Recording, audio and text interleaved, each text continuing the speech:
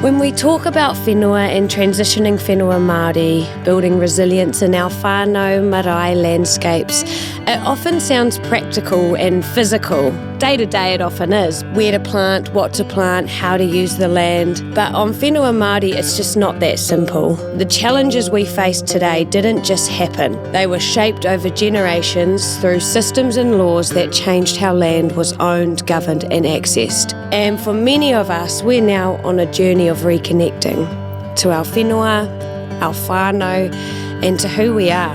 As a rangatahi Māori, I know that there is so much depth, experience and wisdom in the journeys that have already been walked by our aunties, by the generation before us, that we need to understand and uphold if we're going to walk this path as well. So I feel really grateful to be sitting here today with these incredible wahine Māori to listen, to learn and to hear some of that whakaaro and lived experience, knowing it's going to help me and rangatahi Māori throughout the whole country on their journey of building resilience in our whenua and our whānau. Before we get into our kōrero today, can you please introduce yourself?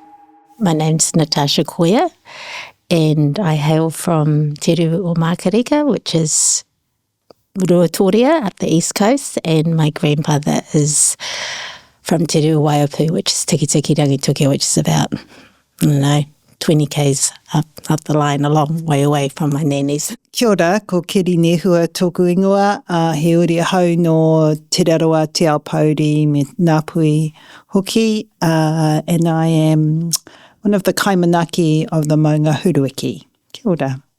Kia ora, ko Bonny Hatami aho, he uri no Ngāti Pahuera. I am one of the po of Te Pū Oranga Whenua, and I still work with my iwi Ngāti Pahuera. Kia ora. Tell me, let's go right back to the time of our Tūpuna and what whenua meant to them and how we lived. What do you see? What do you believe of that time before colonisation? For me, I always think that they probably saw it as an extension of themselves.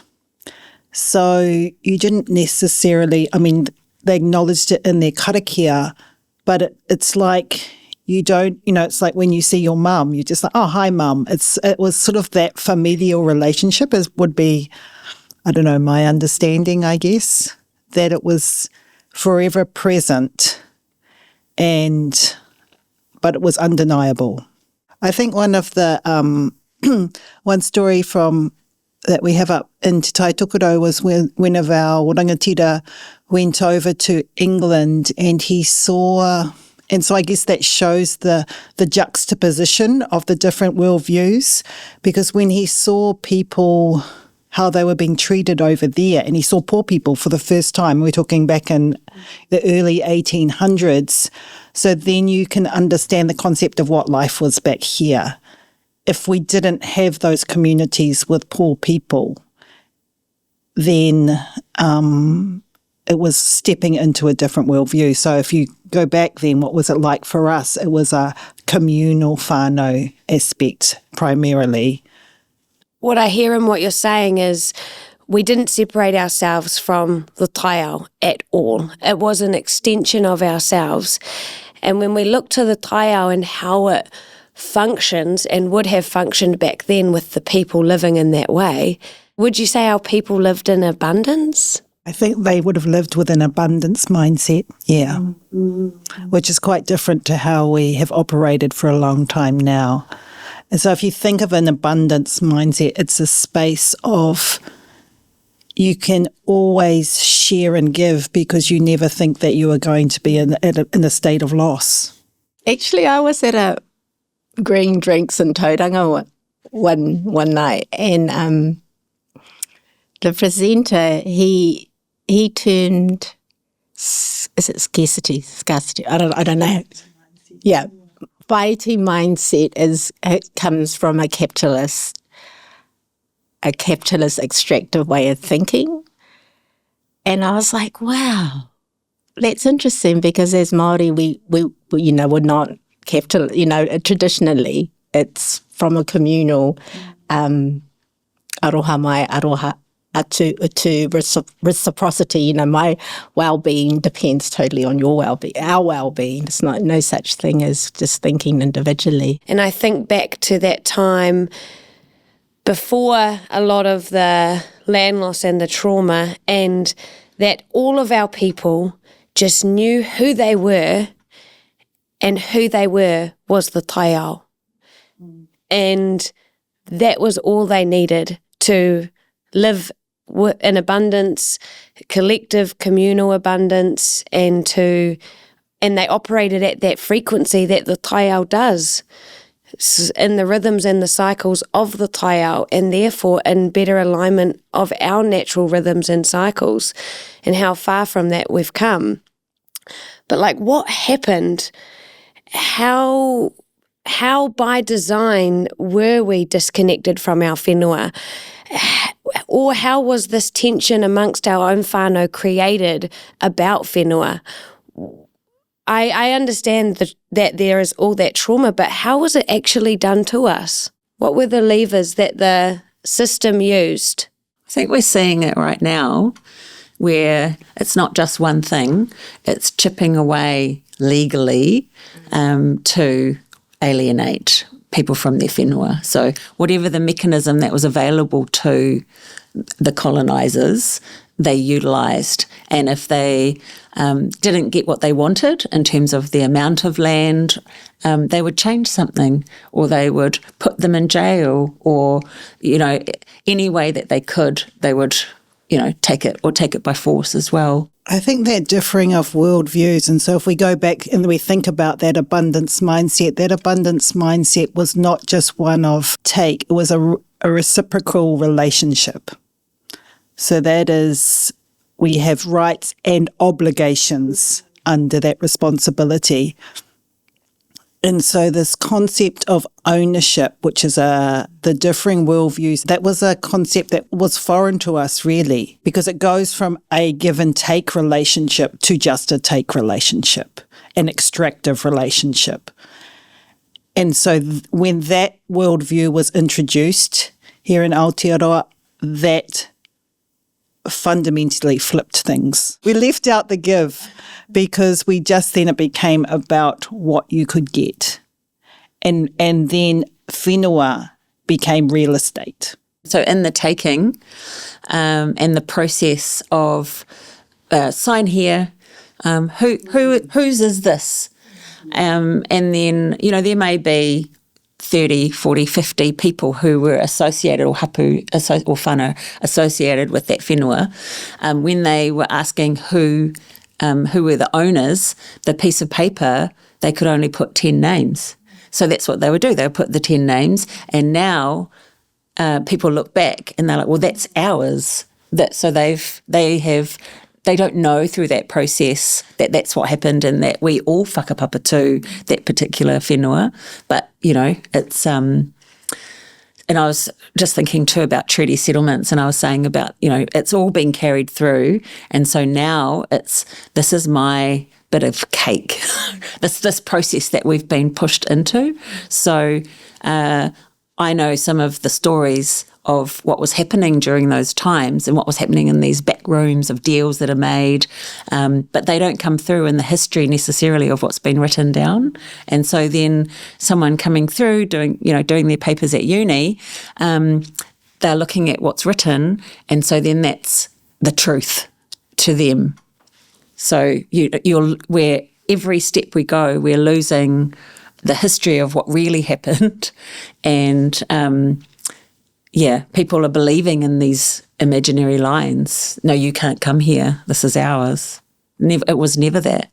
And even more so, we are the taina. Mm. How can we own something we are taina to? We are, so dependent on. How can we be mana over? There is a whole alien concept and worldview to our tūpuna. And would you say we were put in a position where you have to adopt that mindset or you're out? And did the limited number of names that were able to get on the paper cause the tension between a lot of our whānau? Absolutely, still does. But on that, in a positive way. We've been talking about if it's gravity or the pull back to your whenua, despite what's on the paper, we know these hills, as we do with our reo and our connection and our stories, we're whakakahu, te whenua as well, we're bringing those things back. So there's, as much as there's loss, there's also now, we've got this hope of we can only do our bit, but we are leaving it in a better space than it was. And there are layers of connection that override any legal document. There are layers of that deep pull back to the whenua that will exist mai rano. It's that whakapapa, Like you say, Koka, we are the taina. We have a direct whakapapa to our whenua. It is innate to who we are. When I think about being disconnected from whenua, have we been disconnected from that mōhiotanga, from that mātauranga? Or is that something that is in us but maybe, waiting to be unlocked? Or is it something that we need to get back and more connected to? Because we know the Taiao's changed from that time. So, he whakaaro. I'd like to think it's both, that we remember to remember, that it's within us, it's intrinsic within us, but like you said, we also need to adapt to the times that we live in today, so that mōhiotanga is within us. At the same time, we need to draw from our kōrero tuku iho, but also keep our eyes wide open for what's in the front of us. It's learning. It's not necessarily. It's the processes, and the skills, pukinga me ki, in terms of being resilient and problem solving and being analytical and critical and being able to wānanga. It's those skills that they pass down to us to be able to enact, to whakatinana ngā tikanga I roto ngā tini āhotanga o te wā. So the tikanga is all about, what do I need to do now? That's been like all the strategic skills that's been passed down to me still live in us, but it's from a different generation, a different time and space, but those same puking are still living within us, but it was never set. So when we talk about tikanga, we used to do this 20 years ago. Well, it's changed now. But what hasn't changed is the knowledge of how, what to do and be able to pivot and being able to be creative and innovative. But when you are colonised, you're in survival mode, and there's no room in your brain and in your whole being to be able to be creative and innovative. So that's how we've been totally colonised and is essentially nearly, extinct as a people, because all our taonga tuku iho, that amazing magic has been numbed. But it's still there. I totally tautoko Kiri. And to think that, my grandmother used to do it this way. It's like, no, that was for her in that time, but for now in our times, we've still got those skills, but it's how do we adapt to be able to live in the today, and that's what tika is. So, when I'm at the pā and you've got a ope coming on, we're like, what do we do in this situation? I've got the skills to know, to pivot, to be actually trust in my pukinga, to be able to do something different right here now, because that's what it requires. When we had COVID, we had to pivot at the pā to be able to keep everyone safe. Yes, 20 years ago, we didn't just close the pā and say you couldn't come, but we had to close. So, but it's being able to be brave and courageous and not fearful to be able to make those tough decisions, but right there on the spot. When we go to the beach or the river, you're not playing. Kids can play, but you're there to observe and see what's happening with the tides or if the fish are running. And you've got, gravel, firewood, all of these things that we need to take back for the fire, and do our kai preparation. So one of the ones that I like, that I heard about was the tahu. So, your big watties tins of fruit, but putting in your tuna or other meat in there and then putting the fats over the top, and that preserves it. So it's the adaptation of, well, this is my, we can't do a hui or whatever it was before. We're going to use these tin cans. And that's it. And that was our grandparents' generation, eh? I love this, what you're saying in terms of, in order to connect back with our whenua and step into that deeper alignment, we need to shift our mindsets and our behaviour when we're in the environment so that we are more intentional. Mahia, we are doing the mahi, or we are intentionally observing and being with that Taiao. But for many Māori, to even get to see their whenua would be a huge privilege. Some of us don't even have a beach or a river to sit by because we're that disconnected. And so for a lot of Māori, for them, that reconnection, we have this aspiration for this way of life where we go back to living by the maramataka, and we all have our collective mara, and we have mahinga kai, and we have our own communities, and we have our own industries and economies and all of that. That is 100%, I feel, a shared vision and aspiration for so many Māori. But some of us can't even just get through the front door. Did you have any barriers or challenges with that journey within yourself, or do you see it in the world around you?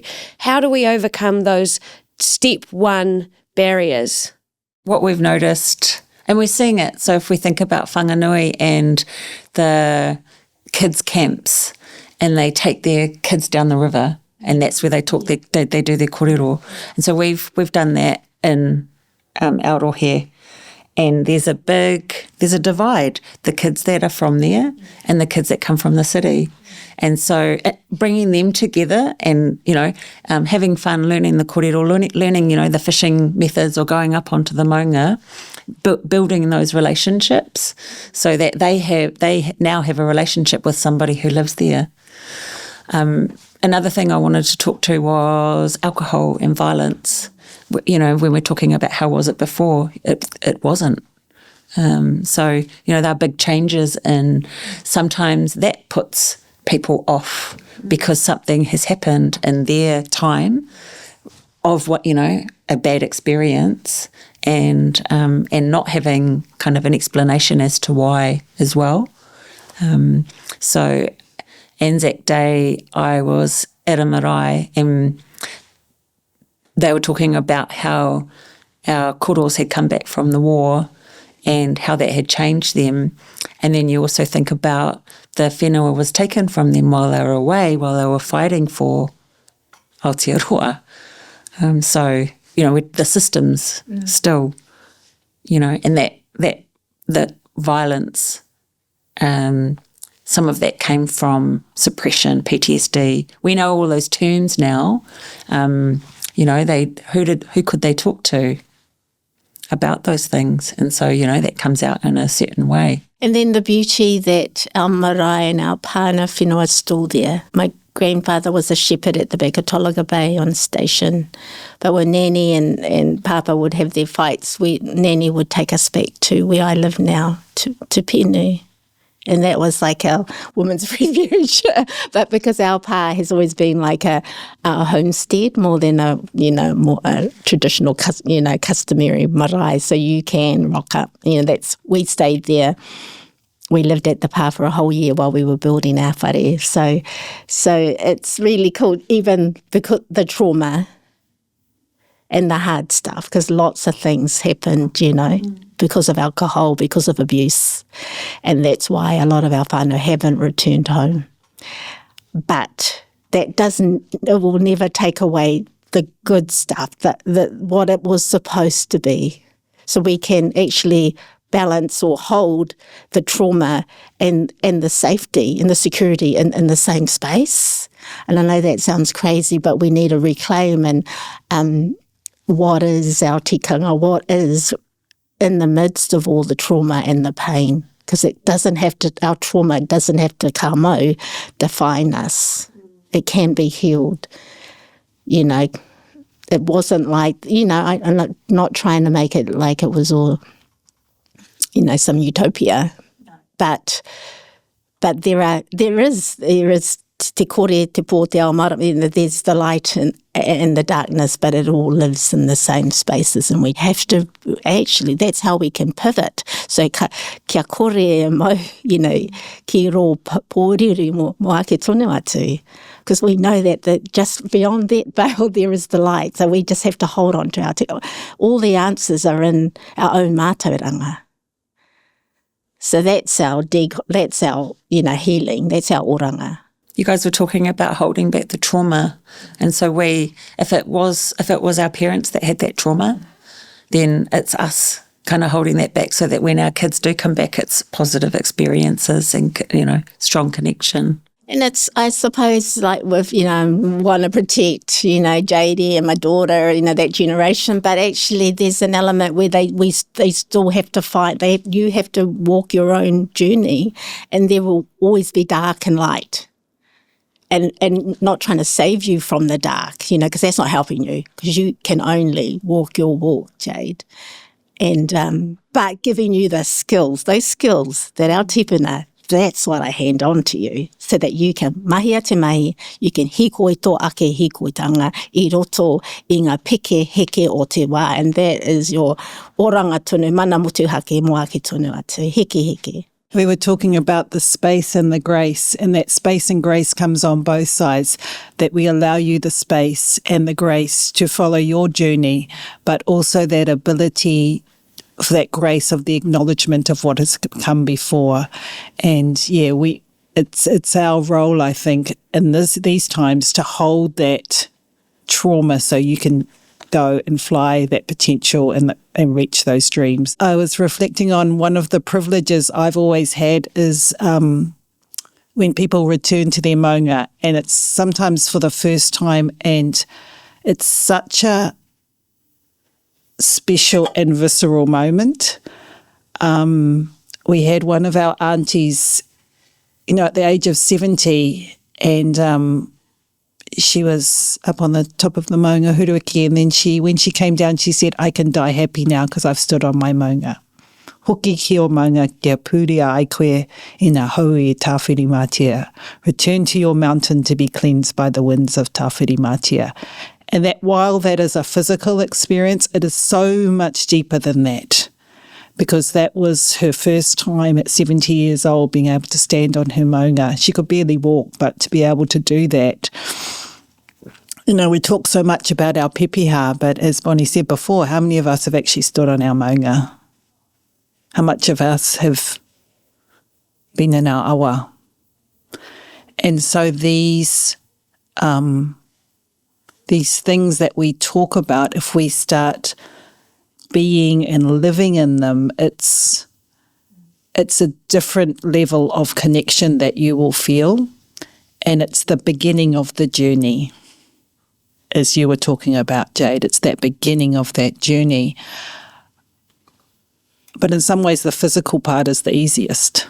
Thank you all for sharing that whakaaro, because holding that space, especially for my generation, holding that space of the trauma and the mamai and the fighting and the pain that we know is so deeply embedded in our history, in our whānau, and in what's brought us here, but also holding this space of light and of love and of hope and of joy. But I acknowledge this privilege that I have as rangatahi to have a separation from those things. I just want to mihi to you because it's definitely acknowledged and it's empowering. And for me now, thinking about reconnecting to the whenua, it shows you don't have to everything doesn't have to be figured out to do that.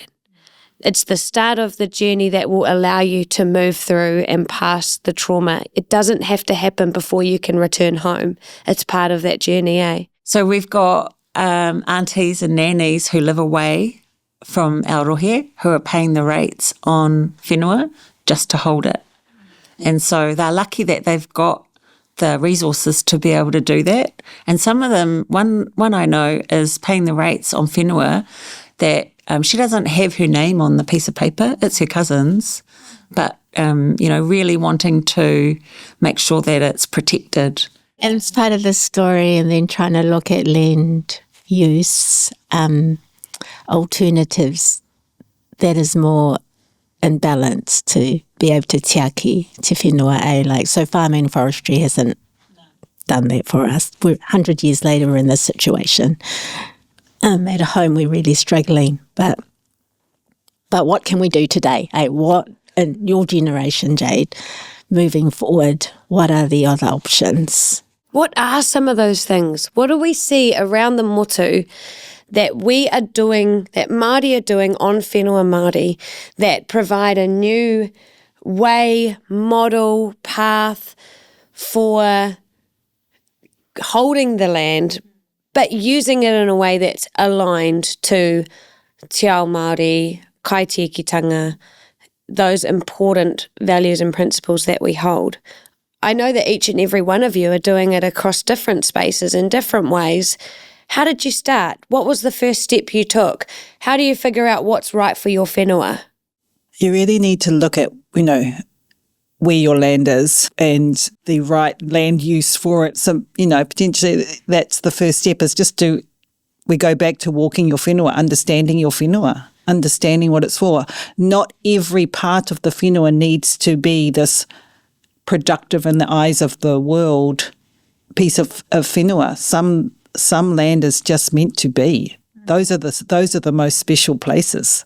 Those places where you can go and you can, as you were talking about, Jade, walk the whenua and just be within it. Why do we have to get to a space where every part of the land needs to be productive? Why do we have to get to a space where every part of our day is productive? Bonny, you talk about trusts, and I think I'd love to just learn a bit more around that, because a lot of our Māori land blocks are dormant because they don't have a trust in place, or they don't have the resource to get their people together, or they might not even have a record of who's shareholders. A lot of our land is sitting there dormant because we haven't gone through this Pākehā process that in many ways can set us up to do more with our land. I love that word dormant that you're using, because that's not how it's talked about. It's underutilised as a term that is often used. I just want to go back a little bit. So using your whenua so that it's not necessarily always productive. I know of a couple of land blocks, whānau, and they're 100% native and on the river. And so obviously that's providing a benefit, right, to the whenua and to the awa. But there's an opportunity cost there where they're subsidising the polluters of the farms up the awa. And then opportunity cost again, you're talking about, you have to be at your job to get the money to do the thing. That takes up all your time, so you can't go as often as maybe you would like to. I love this opportunity that we have now to share our story, because ultimately how we as Māori perceive value, benefit, return and profit is not in a monetary sense. And so it's hard to go against the norm whereby others define the success of your land based on productivity and profit in a financial sense. But actually, who cares? This is how we see it. This is how we define it. It's going to cost us more. It's going to be harder for us to do. It's not going to get a financial return. But it doesn't matter, because it is in alignment with who we are and what we're here to do. That's a brave thing to take on. That's a real courageous and hard journey. But that's pono, eh? And if you're talking about that dormant land, a lot of that land will be, like if you think of, say, the whenua next door that's, in a monocrop that's got, a lot of pesticides and fertilisers and everything on it, actually your land in the future is going to be a lot already healthier, is going to be the land that we're going to be using in the future to grow our kai. So anything that, and like you said, a lot of our land is locked up in these trusts, and they may be sitting dormant for now, but that is the unlocked potential of the future is how I see it. That really empowers, like even though we might feel like, oh my God, it's just so overwhelming because, the industry down the road or the farmer or the forestry company. But then if you just focus on what you have control of, and your little block of, that's still oranga. And also, it is caught up in these Pākehā systems of maintaining it how it is, currently. But if we actually, think about what we want for the future, that is not necessarily the future we want for that whenua anyway. And so it's just a work in progress. It is a Yeah. taria te wā. Yeah. I love that whakaaro, that we are caring for this whenua, for the mokopuna. We're not creating benefit for ourselves in this lifetime right now. We're not reaping a lot of financial return or anything like that. We are just caring for that to the best of our ability so that our mokopuna can be the ones that can grow their mara and can build their industries and support other communities. What we want to actually do is, if you think of the 80-20 rule, is we actually want to be, keeping, 1 foot in the, because that's the reality of the world we live in, but actually 80% of our time and energy should be looking to actually break the system and creating the new. How do we do that? Well, in this country, we have to look at, we go back to move forward. So we look at what our Tūpuna, for example, if we look at the documents, our founding documents of this country, Te Tiriti, what we signed up for, one of the ways of doing that is honouring that. Our current system has never honoured that. So our current system doesn't work. We're operating in an illegitimate system, effectively. So we need to start again, constitutional transformation. We need to go there to create a new system that honours who we are as a people. And we were talking about this before, hey, Tash, we were saying that we're good in a crisis. We're really good at getting things sorted when you need to get something stood up really quickly, but it's that ongoing maintenance. And it's actually, that's when we need those people with the skills to come and wrap around and, that have the, like you said, the organised, the frameworks, the such and such. I mean, people, whānau get freaked out by when you start bringing in frameworks and stuff. Yeah. But, it's the reality is that we actually have to push out that. We have the highs and the lows and that, but we actually have to sort of try and flatten the curve a bit to be able to not just stand something up really quickly in a crisis. It's but an to be able to ultra-marathon, it's not a sprint. Come on, people. Yeah. And we sprint a lot, and then we just sprint how and putter out. Plod one step at a time, but consistently, Yeah, so accurate. Like we do all this awesome stuff over 3 months and we're feeling real good about ourselves and we've done this whole thing, and then it fades out for 6 months. Yeah. And then boom, we go again. Another thing. But I think if you walk the whenua, it goes back to walking the whenua, being in the whenua, like Jade, when you put your pack on, it's not a sprint. And it's a hoki atu, we're going back in all the time, and you've got to have the stamina and the grit to kind of keep going. And those are the skills, we're trying to teach our rangatahi. No, I say to my girl, no, if you're just going to get up and on the stage and do that, for your kapahaga, and if you can't come home and do the waiata at home when there's only, at a tangi and there's only a small tangi, then whatever you do on that stage just is all pretty much all shit to me, because you can't do the real everyday, the authentic. When no one's looking, who's there? That's when it really matters. That's your integrity, when no one's looking. Who's cleaning the toilets after the big event? So if as a people, something we need to work on and get better at is this formalising, organising, maintaining, and I think, wow, The aunties are so good at that. And you're the aunties. How do we do that better? What are some of the tools that you use that you think, oh, this is how we do that well? So, we've got a kaupapa. So then our kaupapa is this marae and the whenua around it. And sometimes because they, you see each other at the tangi and you see each other at this and that, hey. But when they come together for that purpose, I don't need to teach or educate, any of that stuff. They already know it, but they just need the time and space to be able to come together on that one thing. So that's something that I've done over the years is build that in.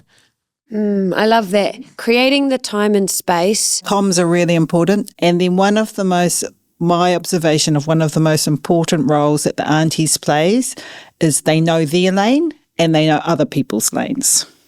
And so then they know if something happens, who is the best person to do that particular job. There might be a number of people, but it's knowing your skills and other people's skills and to be able to act quickly and work and put something into play.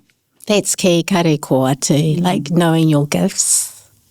Knowing what you've been given, and this is our aho matua with our tūpuna and te wāhingaro is if you intrinsically know what has been given to you, so you stay in it, like you're that best authentic version of what's been handed down to you, then you're not going to tuki in somebody else's lane and take over. It's magic when it all flows. You can feel it when it's not right, and so then you have to step in and, miri that. And sometimes you need a tuku, like let it drop, let it fall, because, sometimes things need to fall, and we don't like things not succeeding, in our modern world. We want it to be successful, but no, if it can't be a whole collective of, then it can't, and sometimes that's trauma too. It just needs to drop, and it's knowing the wisdom, having them, which is, we're in our second half of life now. We've gone through all of these lessons. I love that, like 3 kind of key takeaways for that. And I look at my aunties, my koka, and they do all of these things so effortlessly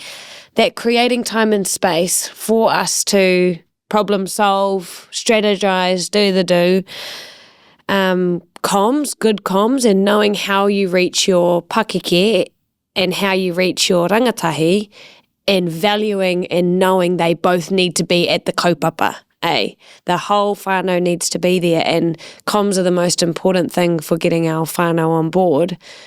And then, of course, knowing your gifts and staying in your lane and honouring others. I see my aunties doing all of those things, and there's 5 of them though. There's literally 5 of them. So how do we grow or bring others in? The kids' camps. Bring the mokos together, because people are drawn to different things, aren't they? Not just tangi, not just Māori land court take or, like land whenua. That's all boring, most people.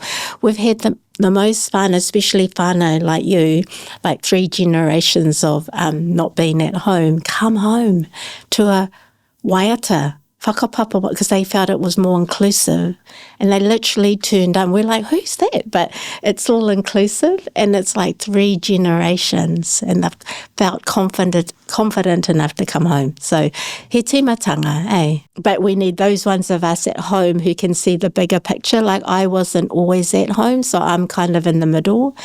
I find that a lot of our whānau who've never gone away from home don't have the same capacities or resources. So it's all our lanes. It's a huge load, like your 5 aunties to carry, because you get everything. We're Those holding 5 aunties are doing the work of 100 people. Yeah, and you're holding space in all those spaces. I get messages and emails about, can I come? They've never been back and they want to do something. Or no, you're gatekeeping, and you're like, no, kei te tiaki mō tātou katoa, but that because that they haven't been living back at home and understand the different worldviews and like just the tikanga or our aroha mai, aroha. No, cousin, you can't just turn up I know you want to put the stone up for your uncle, but one of us needs to be here, you don't know where to go and you can hardly walk. It's all of those things. But, you live in Auckland, but so you're having to suck a lot of things up a lot of the time because it's all this disconnection, but trying to hold the space in between so people can. So it's taumaha. Because you don't want to wrap them over the knuckles because then that puts them off. But you also kind of need to have a strong word. But one of the things you can do also is give them a job when they come home, which empowers them. Like when we have people come up the maunga, if they're just like, they come up, but if they come back for like tree plant, to plant some trees or something, then they actually feel really empowered and that level of connection goes deeper. So yeah, when they do come, give them a job so it makes them feel like they're contributing back, and then that will encourage them to come back more. If we think about Roma's story, and they were fronting up to an AGM, so this is that trust processes that we have to go through. You've got to do your financials and bring everyone together and get it signed off. And I didn't say that in the minutes. Yeah, those minutes are wrong. Who wrote the minutes? Oh, I love it. Oh, I thought I was just special. No, not special. That's just so the reality, the other side of the reality of working with whānau though, eh? I think it is always happening. And like Awhina said in her story, sometimes it's your own that are the biggest barriers. My favourite is someone, and it was, standing up at the AGM, you should, blah, blah, blah, blah, blah. And one of the kōrero, all right, you're on the trust. Yeah, show us, but not tell us. Oh, it's really hard, and they won't come, and quorum and all those sort of things. Well, if you'd asked, we could have told you. But the 5 on the marae, the 5 aunties, and that's the same as your kind of your AGMs and trust meetings. And one of our good stories was, I think you had to have 15 in the room before you could, of the shareholders. One of the kōrero went out for a smoke. I love it. Had to wait for him to come back. Totally. And so on this farm trust that I'm on, people say, oh, we've got to do it back on the whenua, that they couldn't get the numbers. But so a lot of our whānau live in Napier and Hastings, and so we have the AGM at Splash Planet. And so that's something we can give back to the kids, and the whānau is the kids all get to know each other, they're swimming, it's fun. And, it's expensive these days, so it's like a treat. It's a good pātai I want to ask is, what is your guys' vision for the next generation? Say 50 years from now, what do we see? What do we feel? How are we functioning as a people? And how is our whenua doing? I mean, simply for me, it's just what I see now, but just the upgrade. That's Kiri's word, a little upgrade. So I don't have some big ass fat momo. What I'm doing right now is this little step is just going to be just a better version. And so I love visions, but it has to be so steeped in reality. Our realities now. I love your story, Bonny, of the uncle going out for his kaupapa. And it's great because that is the joy, waiting for uncle to come back in. Oh, people are cracking up. Yeah, we're laughing. It's the heart, it's the taumaha, but it's also the joy, like all this trust stuff. Oh my God, it's causing me all my trauma, in terms of our system and working within the Māori Land Court. But then my cousin who's organising our charter, she is the most crazy, amazing. She's like put it all together, but then she is like me, ihi.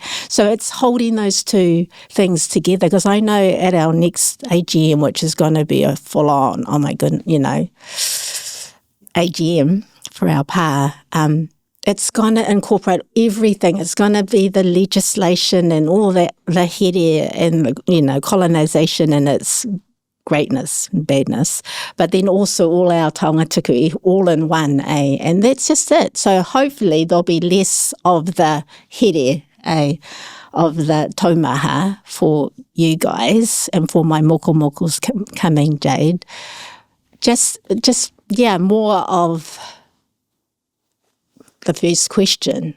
Tūpuna fed, mokopuna led. And we need to be mindful about what we're feeding, not the mamai and the anger and the tension, but the creativity and the curiosity and the hope. What I'd like to see for my mokopuna is they have joy in the everyday, that they recognise the struggle but are not burdened by it, and that they are free to realise the dreams that not only my generation has, but that every generation before me has had for them to be the best they can be. They are our future. They are our, as we were saying before, our upgrade, and that they will be everything everyone has ever done in the past, for them to realise their truest potential.